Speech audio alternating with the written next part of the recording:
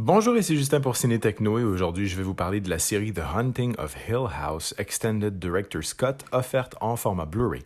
Créée par Mike Flanagan, la saison met en vedette Mickey Huisman, Elizabeth Reeser, Kate Siegel, Henry Thomas et Carla Gugino.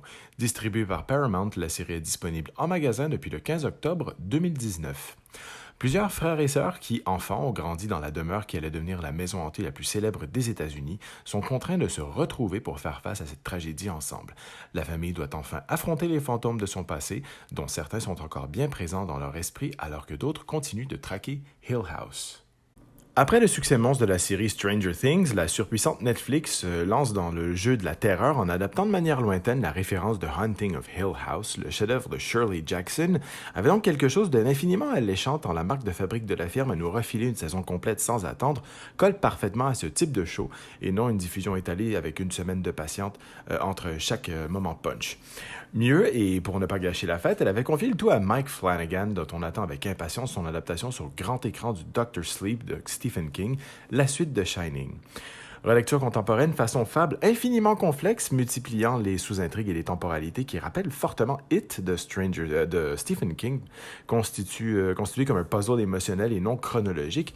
Jamais plombé par son format ni sa durée, le show dépoussière gentiment un sous-genre en décrépitude des histoires de maisons hantées et s'impose au final bien plus comme un drame familial psychologique aux personnages férocement attachants qu'une vraie série de télé horrifique, une véritable montagne russe à la gestion du fantastique et de l'horreur d'une intelligence et d'une justesse rares.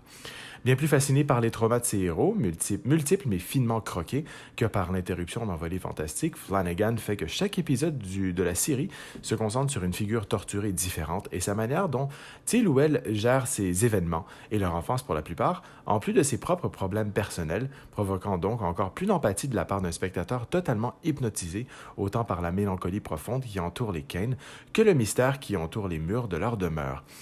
Techniquement sophistiqué dans sa mise en scène, parfois joliment expérimentale, comme l'épisode 6 qui s'ouvre comme sur un plan séquence fou de 23 minutes, dénué de tout jumpscare facile ou de surenchère gore, jamais malaisant, tout en étant porté par plusieurs séquences réellement éprouvantes, The Haunting of Hill House use avec malice toutes les palettes de l'angoisse pour mieux incarner un conte gothique ensorcelant et furieusement humain, un sommet de divertissement fantastique, ambitieux et dévorant. Par contre, j'ai pas du tout raffolé de la photographie qui est un peu trop numérique et aseptisée pour l'époque dans laquelle la moitié de l'histoire se passe.